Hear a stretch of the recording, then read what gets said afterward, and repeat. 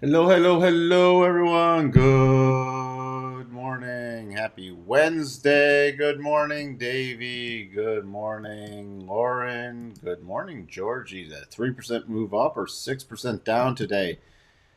Maybe we're getting that point where we could see a small rip your face off rally, whether it's today triggered by Fed speakies or tomorrow. We'd really need something to snap to get that major down day after this many down days, and we're getting a volatility compression again, getting labored to the downside. So, theoretically, yes, we could snap to the downside. I'm more expecting something to trigger tomorrow. We'll talk about a couple things. Hey, Waka Waka, EU rate hike. Let's see the market bleed. That's pretty, I mean, the EU rate hike at this point, I think, is baked in at that 75. If they go 50, it's going to get interesting, though. If they do less than expected, that is tomorrow. And we got Powell speaking. Good morning, options 22. Hello, Lauren. We're close to June low, ready to buy the dip. All right, well, Coco's ready to buy the dip. Hope you got some chips to go with that dip. Let's see. Oh, by the way, people are expecting the market to go up, so I see market going down. Major possibility, but I mean, with probability wise, we see it. But when we start seeing compression like this with overbought, yeah, anything can happen. But I think there might be a slight fake out bounce the upside that then we get a ton of selling coming in. Any upside move, I think, is going to be a fake out. By the way, we had the Fed mouthpiece, Nick Timiraos in the Wall Street Journal, uh, talking about Fed's teeing up another 75 basis point hike. He's considered the Fed uh, unofficial mouthpiece, so keep that in mind. I think that's coming out is quite interesting. Let's just see. Let's see what that looks like with our Fed watch. I mean, when I refreshed it earlier, it was up to 82% on that 75 basis point. Let's just see if it's updated again. 84%. And this is getting close to fully baking in that 75 basis point hike. Today, we did have balance of trade and but a red book, I know it's not widely followed, but coming in, again, not inflation adjusted and coming in way lower than expected and previous. So, get the consumers, I think, is getting close to tapping out now. We got Barkin speaking now. We got Mester at 9 a.m. Central. Brainerd at 11:35 Central. We got Beige Book. Of course, it always comes out at 1 Central. And you got Barr speaking then also. So, lots of Fed speaks today, and remember ECB rate hike and Powell speaking tomorrow. So if we're going to get some pivot, it could be today or tomorrow, and I'm expecting any move to the upside to probably be a fake out move. Pretty mixed to flat this morning, except for crude. Crude's down, and financial things are down. Everything else is pretty much mixed. FOMC, we talked about 84. We're still in negative gamma. That's why you could see an aggressive, if we do get a bounce, it could be more aggressive and then be a whipsaw in with this negative gamma territory. I also thought I'd put up. This is actually a good contrary indicator to CNN free. You can just go to CNN Business, the Fear and Greed Index. I thought I'd start covering this. Why? We were in neutral. We are dropping the fear. When we watch 25, when you get into extreme fear, because that's generally when you put in a more sustainable bounce. So if we get a bounce, it's at this point based off the contrary indicator. But once we start dropping into extreme fear again, and we get major oversold, and we get longer term cycles of bottom, start watching. So we'll start watching this as it drops below that level. But any bounce here would just be a temporary one. Just wanted to point that out. NIO was down this morning. Academy Sports was up a little. Other than that, not much. GameStop after hours today. American Eagle Outfitters, Dave and Buster's. Dave and Buster's will be interesting from a consumer's perspective also. So I'll be keeping an eye on that. And for all you meme players with GameStop, there you go. Let's see. Let's see. Oh, we have the Apple event today. So it'll be interesting while that's going on to see if we get any slight bounce in Apple. Yeah, see? George with the French onion or salsa con queso. You know what? I am a French onion dip fanatic. I love French onion dip. I mean, literally, I can eat it with a spoon. I am crazy that way. So I have it like twice a year. Hey, Chris. Read somewhere 1.5 trillion margin call inbound. There's a lot of the from the energy situation. There's a lot of in Europe. There's a lot of margin calls coming in. It's going to get interesting. The whole European uh, energy thing's gonna this. It's just going to be a wild ride. It's going to be a wild ride. Good morning, Sashi. Double bottom on Nvidia. Any thoughts, comments, Mike? Big negative. The thing that I just learned Kathy Wood is buying. We'll take a look at that. Remind me in a second. Let's see. Bitcoin, yeah, Bitcoin did break. Let's get through. Let's just get through the markets. So, you get this little. We're starting to get a rounded bottom, which is why we'll start watching. And any bounce to me is going to look and I'm going to be watching to tap the daily rotation zone, which at this point would only wipe out not even the highs for a couple days. It would literally wipe out September 2nd and 6th moves. That's about it. We are pegged at the bottom for daily cycles. Weekly is heading down there. So we could see a few more days, but we're getting that area with oversold for a pop. By the way, a close above today's high would just be a very short-term bounce trade. So that's one of the key levels I am watching. And intraday, nothing's really changed since what I talked about last night. 39.20. 39.20. I'm bumping down this next level a bit based off it not being able to get. So above 39.20, I'm targeting 39.36 and 39.61.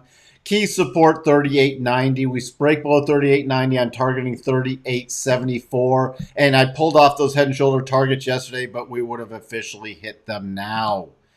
All right. Also, you can see here that 12.5. If we do get a little bounce, that 39.40 is going to be a very key area. It's going to be interesting today to see if we do close or we stand above that 62.5. Also remember, major put gamma at that 3,900. It's got to either. That's another point that I'm going to go back to who said that? Was that George? You know, the 6% down. We need to get some serious momentum to really break that 3,900. This dribbling effect, this blah, blah, blah, blah, blah, to the downside, there's enough pressure with that major strike there that it takes a lot to break it. This is weakening it. Again, why I would not be surprised to see a bounce to trap a lot of people who are saying, oh, it should be a bigger bounce because we're so oversold, and then start really crushing that level. Could we theoretically break down with momentum? If we do get a major momentum play below 3,900, I got to go with it, though. I got to go even with this oversold conditions. Would prefer to see the bounce than the major momentum play because that's more sustainable. Remember, we did close below the 62.5 on the NAS. And the NAS trying to put in a little bottom here. Really working on it. You can watch this. This is horribly sloppy, but the reason I'm using it is it ties in with some key areas I'm watching. It is this, because this hitch in there, this hitch with this and this sloppy pattern, but it's virtually at this 1270. We get above that, My target areas are then 12,136 to 12,145 and then 12,195 to 12,200. To the downside, we need some major to get through 11,900, 11,904. That's my key support. So even if we start dipping below these lows from earlier today and yesterday's, 11,900 and 11,867. Major support if we were to snap 11,736. Now, longer term, we should still go to 11,402. Dow, I'm just going to blaze through this. Off the open, I'm going about 31,200, and then my target is 31,360. Back to the breakdown zone, and that's 62.5. If we did get some momentum on, it's 31.5. Key support still 30,900, then 30,791, 30,008.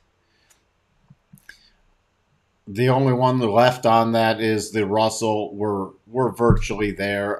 Key resistance, if we do break the upside, still 1803. And then I'm going back to about 1810, then 1825. Miners still 1775. DAX. Interesting enough, this didn't rotate down just enough yet, but going off the DAX, breakdown is 1730 and breakout is, that's going to be interesting. This isn't invalidated yet going into the ECB rate heights above 12,878, but we could see a very muted market in the DAX. Notes.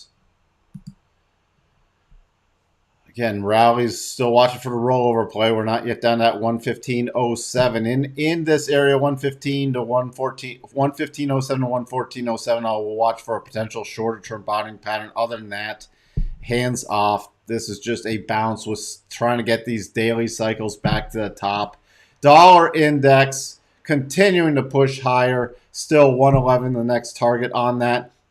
Pullback is now 110 for major support. VIX, here's what I'm keying off of.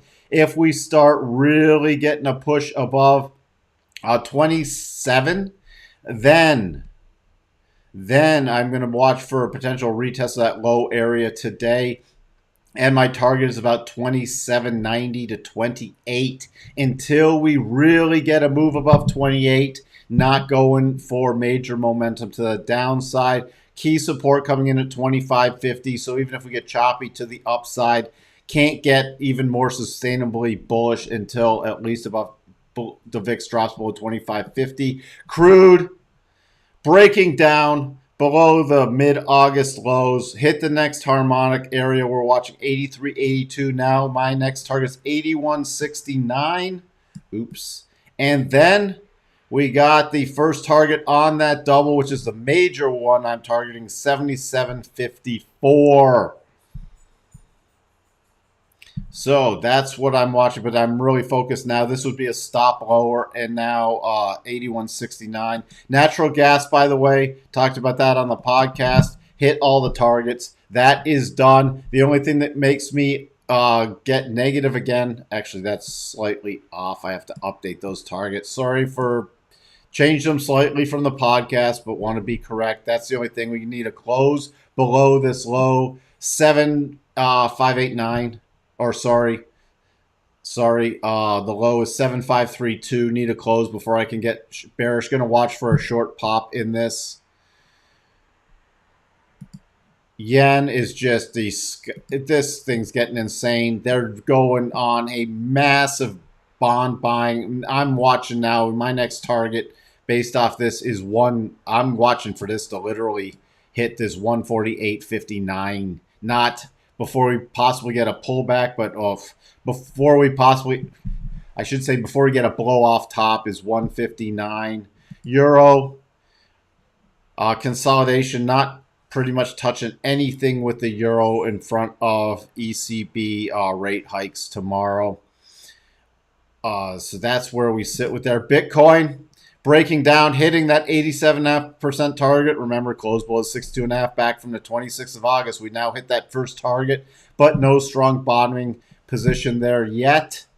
So nothing to do on Bitcoin. Tesla The only thing that would make me very short term, I mean, micro short term bullish would be a close on the 4 or daily above 282.31, 290.39, 294.43, 298.47, returning to the 200, which has been key resistance area. Remember, the 200 is an area. Other than that, the we have the probability still to the downside: 262.23, 253.66.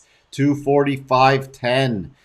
If we get that pop in a NASDAQ, that's the only way also I start watching for a little upside momentum in Tesla. Your spiders and Qs. Spiders sitting roughly 390.59. Yesterday's lows 388.42. If we do get some pressure to the downside, watching yesterday's lows and the 62.5 harmonic. That 62 is 388.21 on a closing basis. That's not for the short term.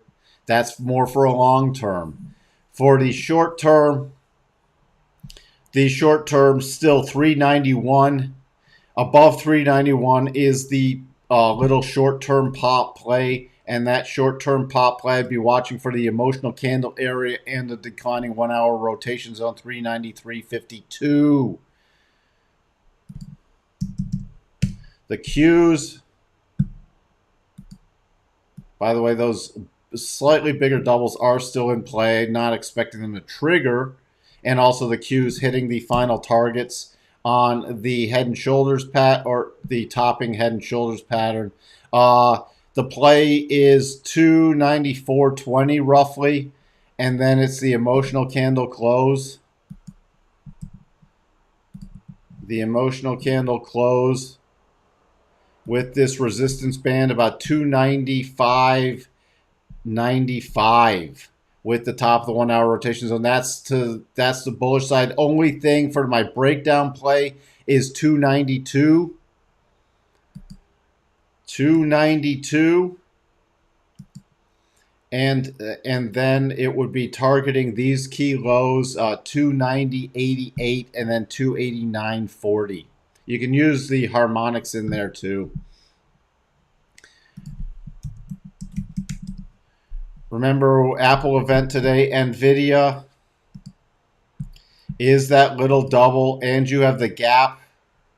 If we do get that little bounce, remember, these are only short-term bounce plays. This could actually be decent, if and not necessarily for today, but if we do get a little bounce above 140, 166. I need at least a 4-hour close above that. Unless major momentum, I watch for that 1-hour close, and that's for today and tomorrow. Then the targets would be 146.14, 148.37, and interesting enough, the full gap fill on this is 150.95, and the target is 150.61. So you got that cluster right there, and that'd be just a return to the 4-hour rotation zone, the top of it, and getting out of this oversold and tapping into the daily rotation zone for another potential short play, but would not touch this to the long side unless that triggers. By the way, a front run pattern is if you get the daily close above yesterday's high. So if we start trading up, you get the intraday move above yesterday's high or another intraday reversal pattern to go long, and then it rolls into a close above yesterday's high. It would be for a short-term pop play, and then the first target would be from the second high. A close above there would be rolling into a double on the daily only. Let's see. Well, we know Bitcoin, we're going to see that 11,000 sooner rather than 11. Canada's been unafraid to do a massive hike before. They could do that. It would not surprise me. Yes, thank you for putting that in. Options 22, 10 a.m. Pacific time, 1 Eastern time for the Apple event. Recession is not old news, Coco. There's a lot of people who still there. I see so much stuff. Soft land. Everybody's forcing the soft landing narrative. I don't think the recession is baked in at all, and the recession play is not baked in from an earnings compression level whatsoever. That wasn't a lot of downside, William. Yeah, Mama Kathy passed. You know, before we see this market major bottom, ARC will be done for.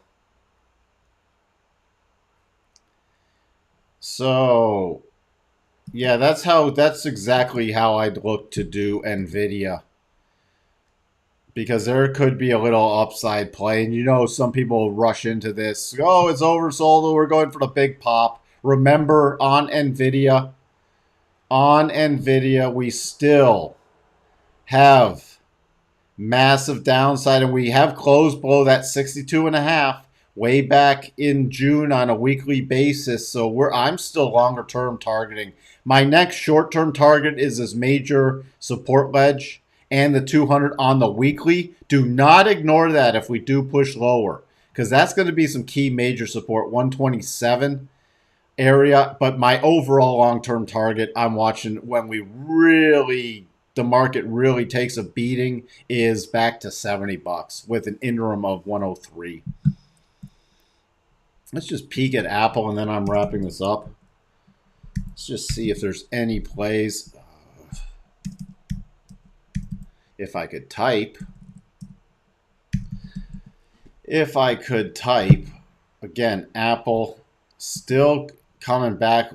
I can't get overly bearish on Apple until we get below 146.71.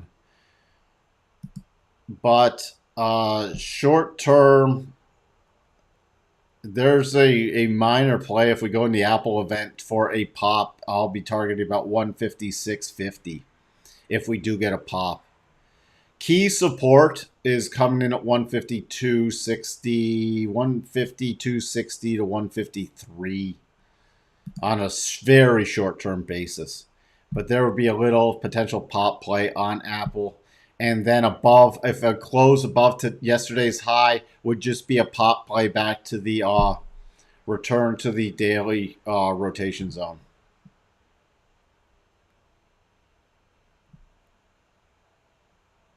So, with that, hope everyone has a wonderful trading day. Where do we sit with the S&P going into the open? Not much. Not much. The early warning sign for a breakout play is if it can get at least, I'll be watching around the 15 minutes after the open to see if we can sustain a close above about 39.13. But remember, we could stay in some either choppy bearish to choppy bullish throughout today going into tomorrow. Unless, I don't expect any of the Fed speakies today to say something earth-shattering. All right, with that, I will wrap it up. We'll be here back again after the close. So talk to everyone later. Bye for now.